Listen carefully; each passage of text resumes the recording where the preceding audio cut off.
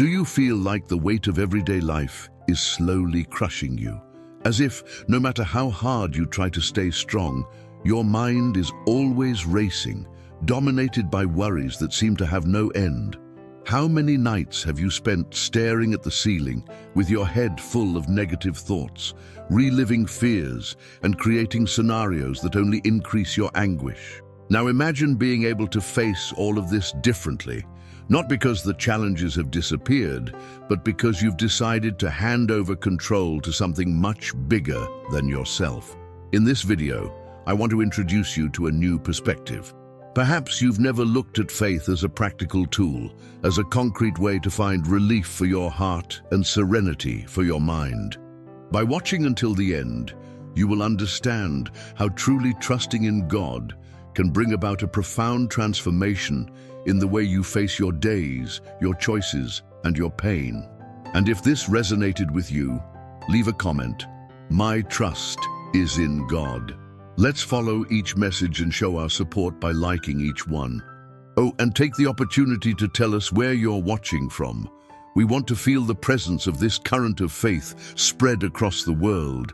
If something inside you recognized itself in these words, stay here. What comes next may be exactly the relief your heart has been waiting for. Have you ever felt like you were carrying the weight of the world on your shoulders? As if your mind never shuts off, not even at night. You lie down, close your eyes, but your thoughts keep screaming, running in circles, creating scenarios that may never happen, but that still consume your peace.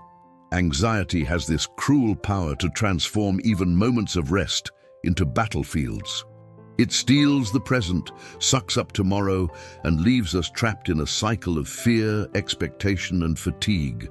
How many times have you tried to hide it, keep smiling, and carry on with your routine, while inside everything seemed about to fall apart? Anxiety doesn't respect status, age, or circumstances. It infiltrates the cracks in your soul, feeds insecurities, and turns small decisions into overwhelming dilemmas. And the more we try to solve everything with our own strength, the more incapable, insufficient, and alone we feel. It's like being in a dark room, groping the walls, looking for a way out that doesn't seem to exist. The hardest part is that from the outside, everything often looks normal. People see you working, taking care of the house, studying, participating in activities, and they think, he's fine, but you know he's not. Your heart is racing for no reason. You're afraid that something terrible is going to happen, even when everything seems fine. You have trouble breathing. Your mind is tired. Your body is tense. It's a kind of pain that doesn't bleed, but it hurts deeply. But what if I told you that you weren't created to live this way, that your heart was designed for something greater than just surviving day after day, fighting your own mind? There is a different path, a path that begins when you decide to stop carrying this burden alone. And no, I'm not talking about magic formulas or empty promises. I'm talking about real rest, a peace that doesn't come from circumstances, but from a person, God. Jesus knew that we would face difficult days. He knew that the human heart would be plagued by fears, losses, and frustrations. That is why he said, do not be anxious about anything, not because problems would not exist, but because he promised to be with us through each one of them. His invitation is not for us to pretend that everything is fine, but to surrender to him everything that afflicts us, everything, even the things that you think are too small to bother God. Sometimes we find it hard to trust, because we have been taught to depend only on ourselves, but trusting in God is liberating. It is like letting go of a backpack full of rocks that you have been carrying for years and finally feeling like you can breathe. It is recognizing that you do not need to have all the answers or know what to do all the time. It is understanding that there is a Father who cares, who sees beyond what you see, who knows you completely and still chooses to love you. Anxiety wants to convince you that you are alone. But that is a lie. God is never absent. Even when you don't feel it, he is there. Even when you don't hear it, he speaks. Even when everything seems confusing, he has a plan. And the first step to getting out of this maze of fear is to stop, breathe, and say sincerely, God, I can't do it alone anymore. He listens, he welcomes, he acts. And it is in this space of fragility that true strength is born. Not the strength of pride or independence, but the strength that comes from knowing that there is someone holding your hand. Someone who has conquered fear, who has calmed storms, who has healed hearts. Someone who keeps saying, do not be afraid, I am here. And it is at this moment, when anxiety seems to paralyze you, that you need to remember, you have someone to turn to, you have a place to rest. It is not about ignoring your feelings, but about redirecting them.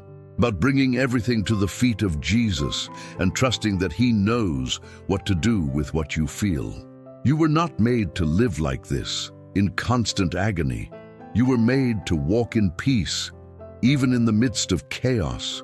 It's funny how we try to keep everything under control, as if, somehow, it were possible to predict every step, every risk, every detail of life. We make lists, make plans, try to anticipate what's coming, believing that this way we'll feel safer. But in reality, the more we try to control everything, the more we feel the weight of this overwhelming responsibility. The fear of making mistakes grows, the frustration of seeing something go wrong paralyzes us, and the exhaustion of trying to hold everything together at the same time becomes unbearable. Human beings have this need to feel in control. It's an ancient illusion, born from the desire to protect ourselves and those we love. But there is a limit, a point at which our strength runs out, at which our resources are no longer sufficient. And that's exactly where God finds us. He doesn't expect us to be perfect or tireless. He just wants us to recognize that we can't do it alone, to trust him enough to let go of control. Anxiety is often a symptom of a heart that carries more than it should, that tries to solve everything, foresee everything, sustain everything. And this leads us to live in constant alert. Any unforeseen event becomes a threat. Any change in plans becomes a reason for despair. It is as if our entire life were on the verge of collapse. But God did not call us to live like this. His invitation is to cast all our anxieties upon him because he cares for us.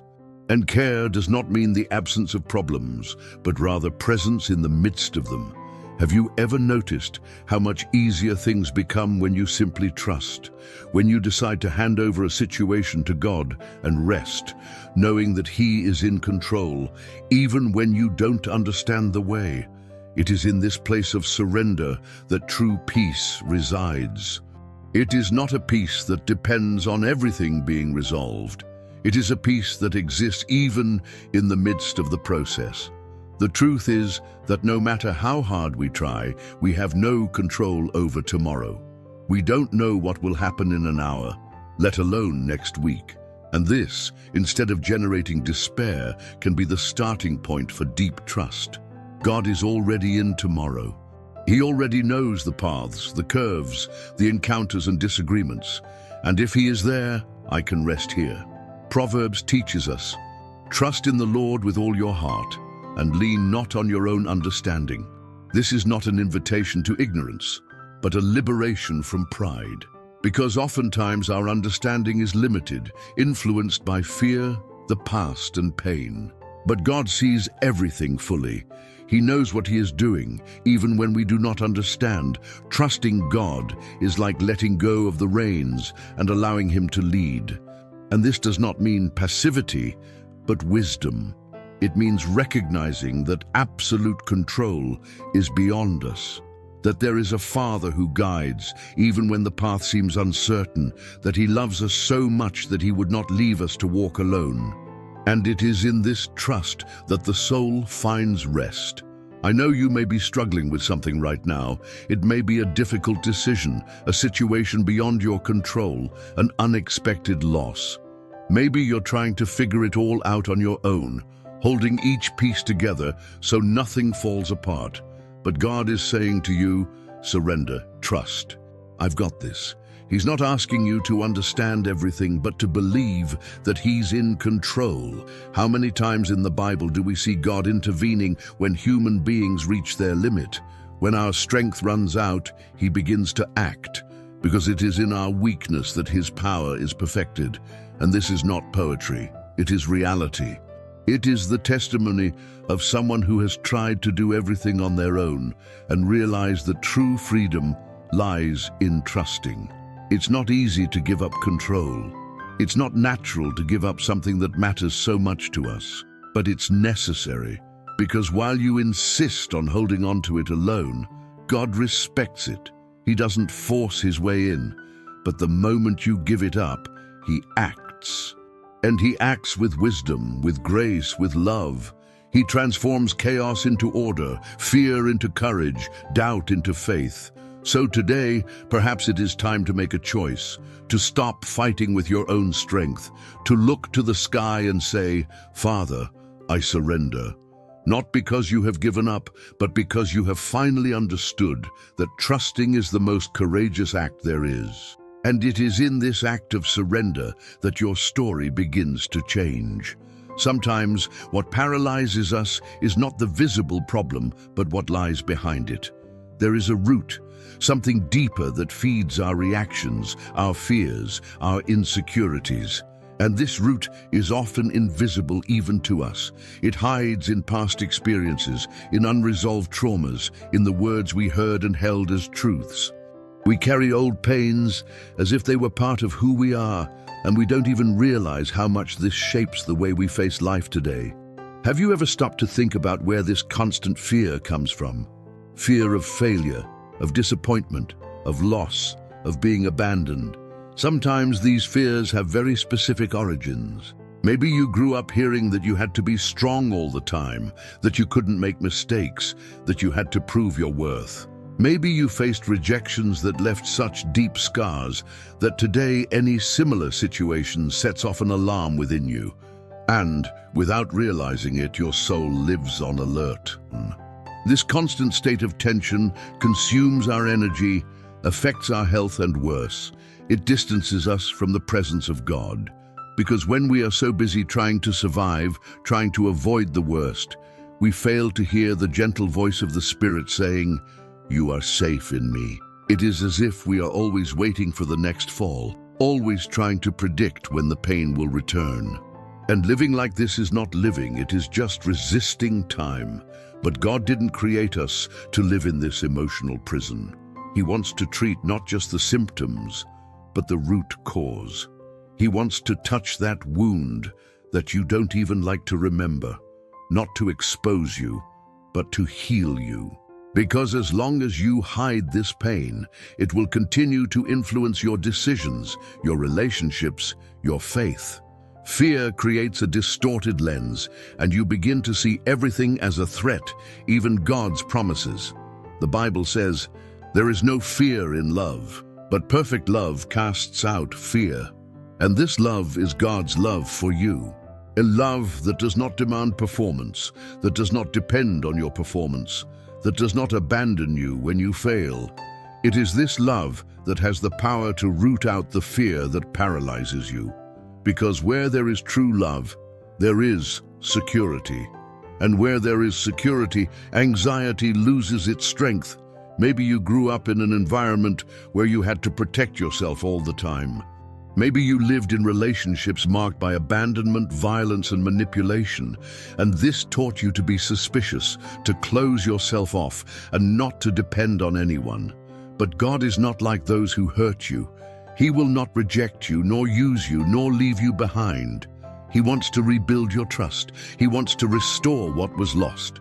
And it starts with a courageous step, allowing God into the locked rooms of your heart. Those areas you avoid, those memories you hide even from yourself. God already knows each one of them, but He's waiting for you to let Him touch. And when He touches, it's not to hurt, it's to set you free. There is a difference between controlling fear and being free from it. Many people learn to function in fear, to move forward even when their heart is racing, but that is not freedom. Freedom is when fear no longer defines your choices, when the peace of God is the arbiter of your soul and not the trauma of the past, when you can look to the future without cringing inside. And this freedom is possible. It does not come from human effort, but from an encounter with God's love. He is the one who goes to the bottom of your pain and shows you that you are more than what happened to you, that you are not alone, that you can stop running away, that there is healing, yes, and it begins when you accept being truly loved. The root of fear begins to dry up when you begin to trust in God's love. When you understand that nothing can separate you from Him, not your history, not your mistakes, not your insecurities. You don't need to have everything figured out to be embraced by Him. Just open your heart and say, "Lord, I need your healing." And He responds, He enters, He transforms. Little by little, the voices that told you that you were not enough begin to silence. And His voice becomes stronger. "You are my child. You are loved. I am with you." And when this truth sets in, everything begins to change. Because where there is light, darkness does not remain. There are times when we seek security as if it were our greatest need. And in a way it is. We all want to feel like we're on solid ground, that there's something or someone that won't fail us. But often, in an attempt to find this security, we end up relying on fragile foundations, things that seem solid at first glance, but that over time prove to be unstable. We place our trust in money, in professional stability, in people's approval, in our own abilities. All of this may seem like enough until the day it isn't. It's easy to believe that if we have financial control, a promising career, social recognition, and good relationships, everything will be fine. There's nothing wrong with these things. But when they become our foundation, we run a great risk, because any of them can crumble. And when that happens, it feels like we're falling into a void. The ground disappears, and with it goes our peace, our identity, our direction. Maybe you've experienced this before. You invested time, energy, and emotion into something that seemed safe. A job that ended, a person who left, a plan that didn't work out. And when it all fell apart, despair set in. The question, what now? Because deep down, that's where you put your trust. That's what gave you meaning, structure, and stability. But the truth is that the world changes, people change, circumstances change. And if our security is tied to something that is changeable, we will always be vulnerable, always on alert, always afraid of losing. God, however, is unchanging. He is the same yesterday, today, and forever. He is not dependent on economic crises, social trends, or human opinions. He is solid rock. The psalmist said, "Some trust in chariots and some in horses, but we trust in the name of the Lord our God." In today's language, that would be like saying, some trust in bank balances, job security, the strength of their connections, but I trust in God. And that's not a catchphrase. It's a life decision. It's the choice to put your soul in a safe place. When we put our trust in God, it doesn't mean we won't face hardships, but it does mean we won't be shaken to the same extent, because our foundation is not in our circumstances, but in who God is. And He is faithful. Even when everything seems out of control, He remains on the throne. Even when everything changes, He remains. There is a stark difference between building on sand and building on rock. Sand may seem comfortable, moldable, easy, but it is unstable. Rock may seem hard, demanding, too firm, but it is safe. Jesus taught us this when He told us about the two men who built their houses, one on rock, the other on sand. The storm came for both of them, but only one house remained standing. Sometimes God allows certain structures to fall so that we realize we were trusting them more than Him. It's not punishment, it's love. It's Him calling us back to the safe place. It's Him saying, "You built something beautiful, but in the wrong place. Come rebuild with me on the right foundation." And do you know what is most beautiful? God does not reject those who have made mistakes in the foundation. He does not despise those who have trusted in the wrong things. On the contrary, He welcomes, teaches, guides. He restores with patience, with grace, with truth. It does not matter how many times you have placed your trust in something that has failed. Today is still time to start over. Today, it is still possible to rebuild. It's not about giving up everything we have. It's about realigning our trust, putting things in their right place, God first. The rest, as He promised, will be added.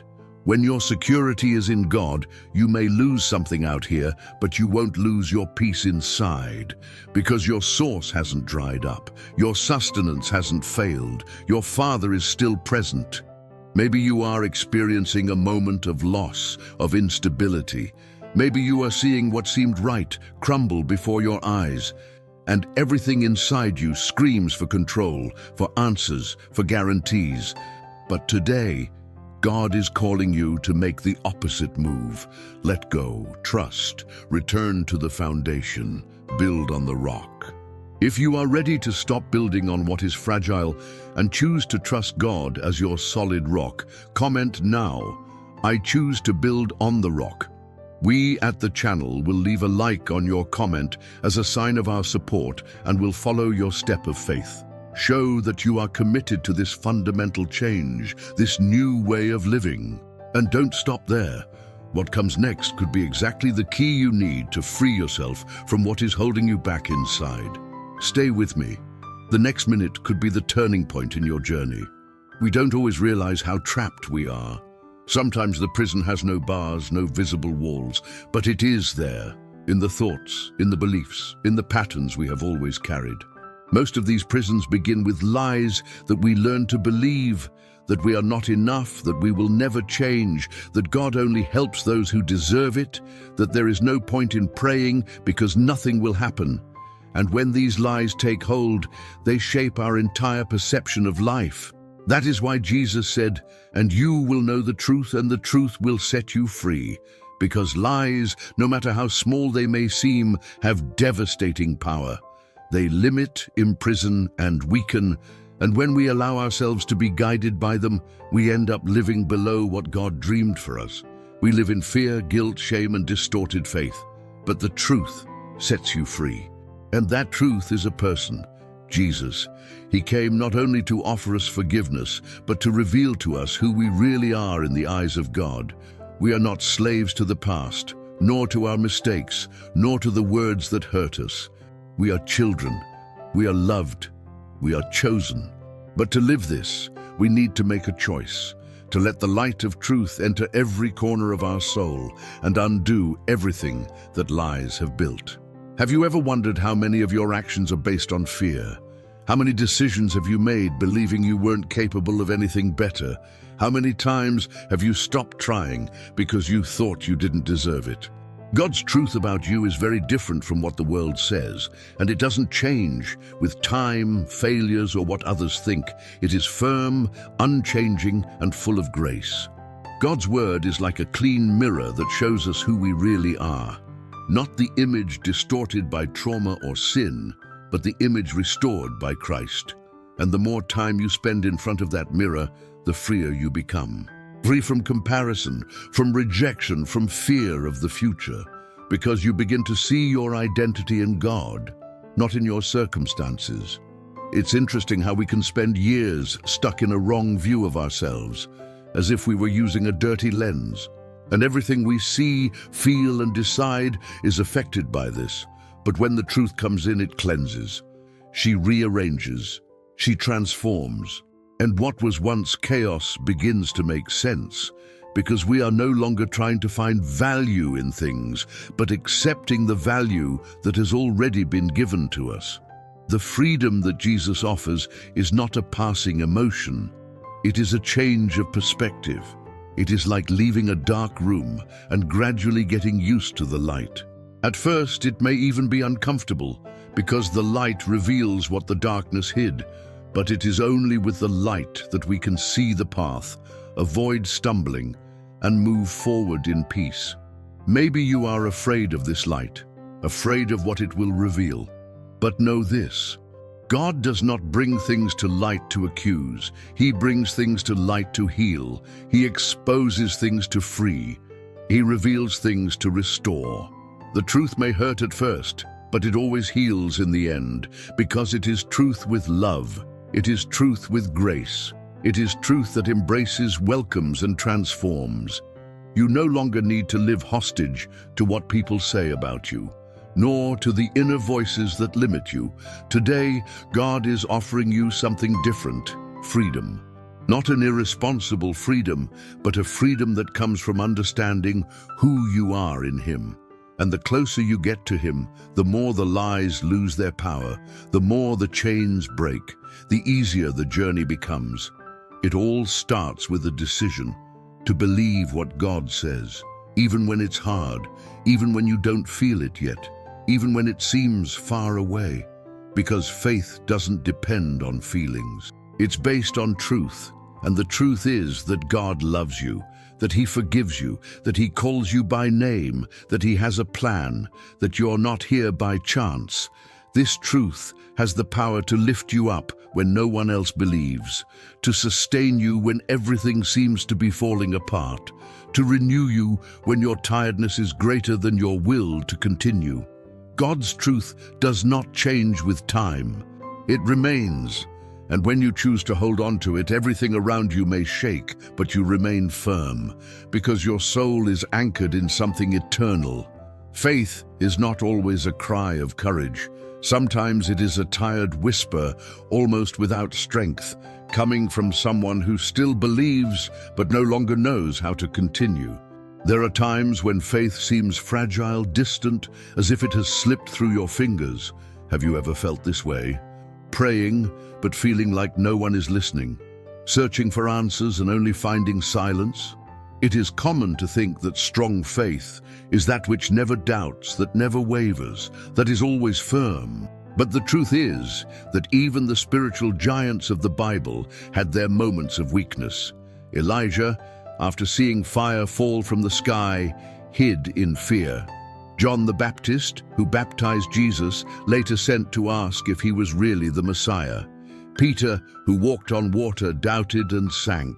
True faith is not that which never wavers, but that which, even when wavering, continues to return to God. When faith seems weak, what we need is not judgment but acceptance, and God understands this. He knows our limitations, our doubts, our weariness. He is not scandalized by our questions, nor does He turn away when our cry is weak. On the contrary, it is precisely in these moments that He draws near with greater tenderness. In Mark 9, a father brings his demon-possessed son to Jesus. He is desperate. He has tried everything. And when Jesus says that all things are possible to him who believes, the man responds, "I believe. Help my unbelief." This is perhaps one of the most honest prayers in the Bible, a heart divided between the desire to believe and the weight of reality. And what does Jesus do? Does He rebuke him? Does He reject him? No, He heals the boy. He honors the father's sincerity. This shows us that God does not require perfect faith, but sincere faith, a faith that recognizes its own weakness but still turns to Him. Because even when our faith is small, He is still great. Even when our hope wavers, His character does not change. He remains faithful even when we are fickle. Maybe you are in one of those moments right now, when praying seems difficult, when the Bible seems distant, when going to church seems like an enormous effort, when you want to hide, keep quiet, give up. But listen to this carefully. Even then, God will come to you. Even in this place of weakness, He extends His hand, and He does not pull you in a hurry or with demands. He walks with you at your own pace, respects your time, and heals you with patience.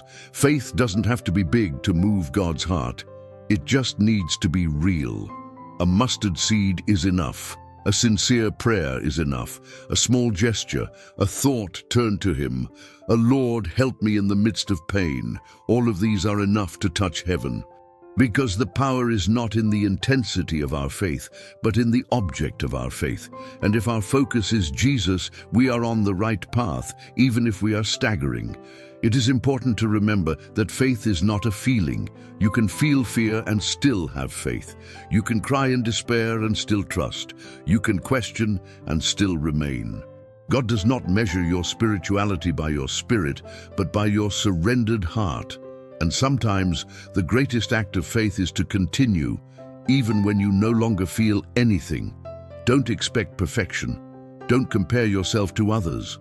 The walk with God is personal, intimate, and unique. Each person has their own time, their own process, their own struggles. And God respects that. He is a father. And a father doesn't abandon his child just because he is weak. On the contrary, he carries him in his arms. It is in the silence that he speaks loudest. It is in the darkness that he turns on the light. So, if today you feel that your faith is small, don't be ashamed.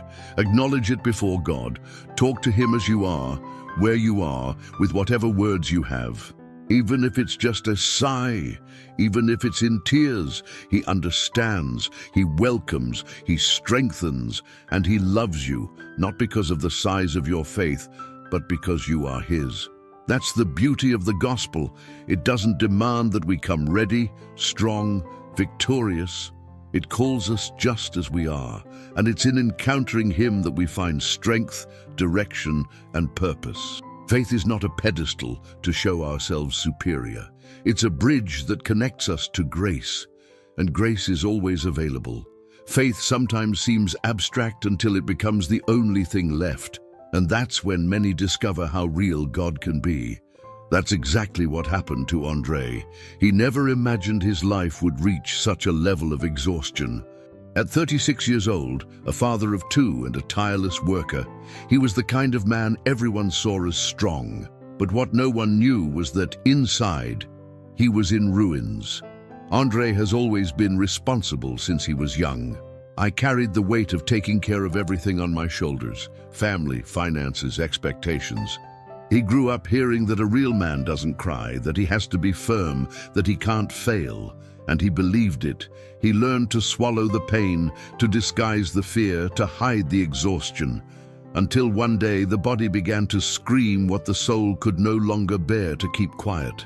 There were sleepless nights, anxiety attacks, shortness of breath, a feeling of loss of control.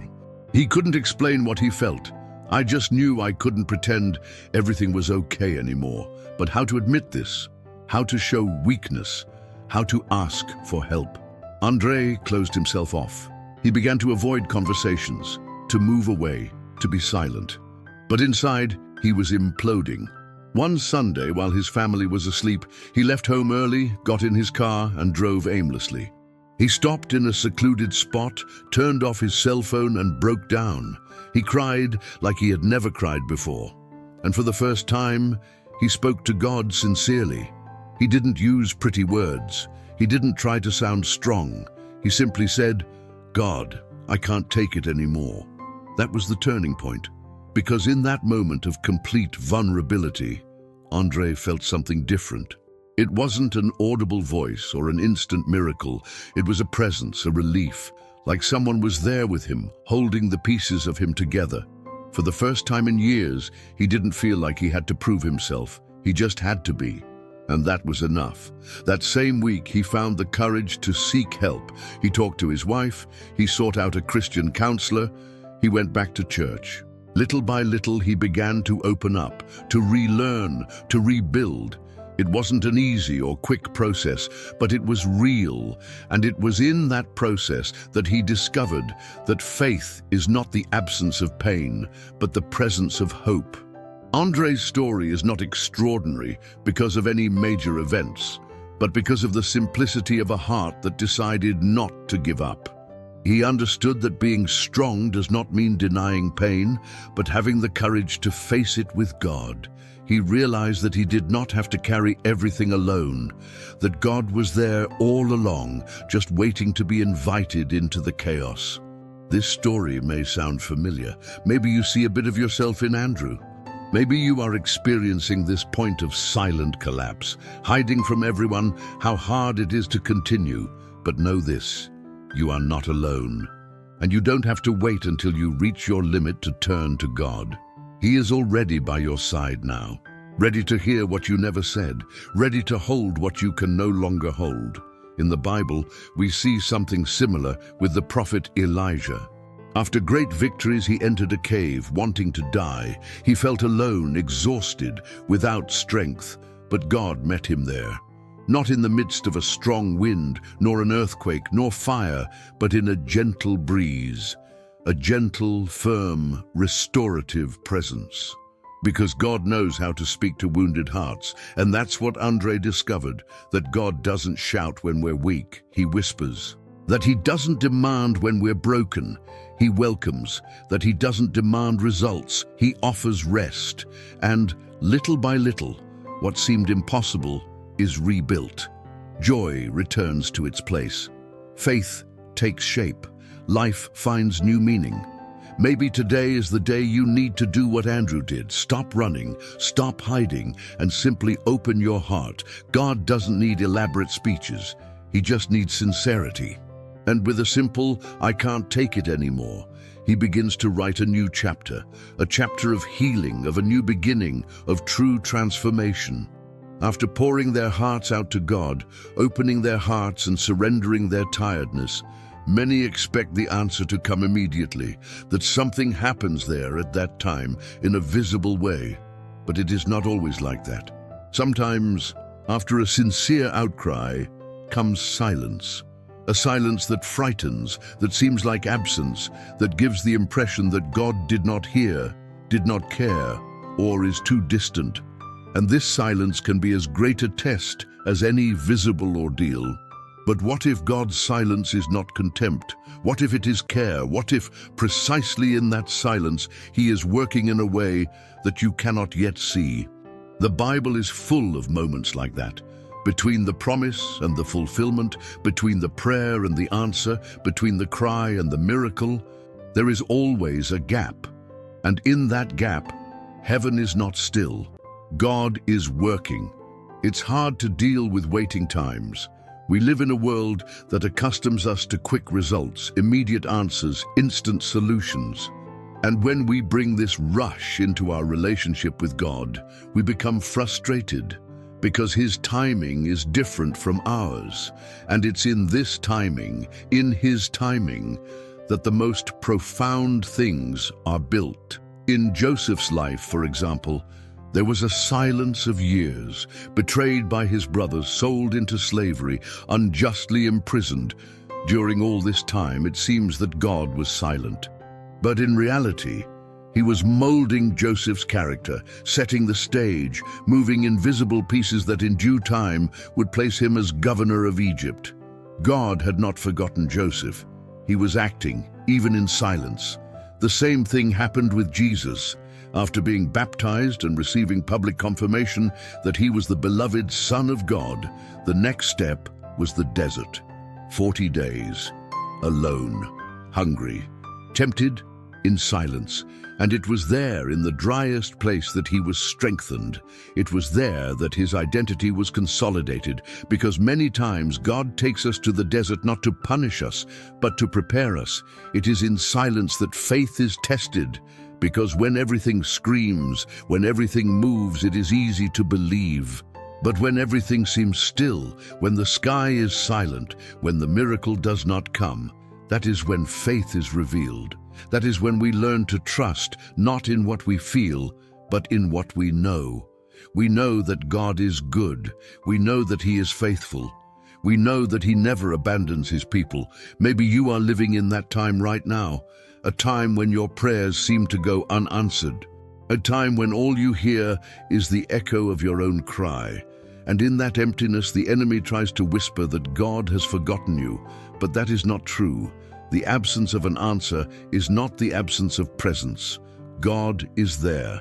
God sees. God hears. And in the right time, he acts. Psalm 40 begins with a powerful confession. I waited patiently for the Lord, and he inclined to me and heard my cry. I waited patiently. That means there was silence, there was waiting. But in the end, the Lord inclined. He listened, and he answered. God's inclination is never late. It comes at the right time, at the exact moment. Silence can also be protection. Sometimes we don't receive what we ask for because God knows we're not ready, or that what we really want isn't what's best. And in His wisdom, He preserves us. He keeps us until we can bear the weight of the blessing. It's a love that takes its time, that would rather prepare than please, that would rather heal than impress. At other times, silence serves to teach us, to listen more, to depend more, to seek not only God's hand, but His heart. When everything is silent, we learn to distinguish the soft voice of the Spirit. We learn to recognize the subtle touches of grace. We learn to perceive God in the details, in the little things, in the subtleties of everyday life. And in this process we grow, not just spiritually, but in maturity, in sensitivity, in wisdom. Silence then becomes fertile soil, a place where deep roots are formed, where faith stops being theory and becomes life, where we learn that trusting in God is not about having all the answers, but being sure of who is with us, even without them. If you are in this moment of silence, don't give up, don't walk away, don't interpret silence as rejection. See it as an invitation to go deeper, to trust more, to wait with hope, because even in silence God is writing something, and when His time comes, everything will make sense, everything will align, everything will be as it should be. Throughout this video, you could see that anxiety, fear, and the desire for control are not just modern symptoms. They are signs of an overburdened heart, which often tries to live by its own strength. We saw how God's silence can actually be a care, how faith, even weak, is enough when placed in the right hands, and how often what we need most is not an immediate solution, but a rediscovery of our identity in God. We talked about the exhaustion of keeping up appearances while hiding silent pain, about how God doesn't expect perfection, but sincerity. He welcomes the broken, strengthens the weak, and guides the confused, and most importantly, He is present, even when everything seems silent.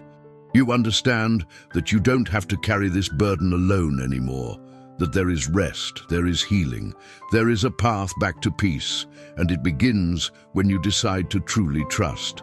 Now, it's your turn. If you are truly determined to change your foundation, to stop fighting with your own strength and trust completely in God, prove it right now. Leave it here in the comments. I choose to trust the rock. Yes, write exactly that. I choose to trust the rock. This is your public act of faith. It is your courageous step to make it clear that you are no longer hostage to fear, control, or anxiety. We, here on the channel, will read all the comments and leave a like as a sign of our support for this powerful decision of yours.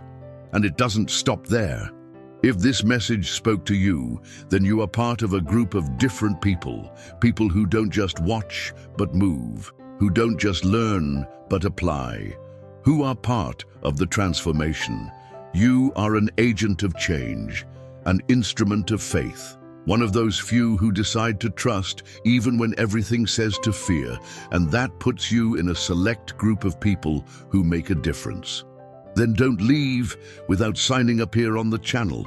Turn on notifications, because each new content is an extension of this care that God is pouring over your life. Now watch the 2 videos suggested here on the screen.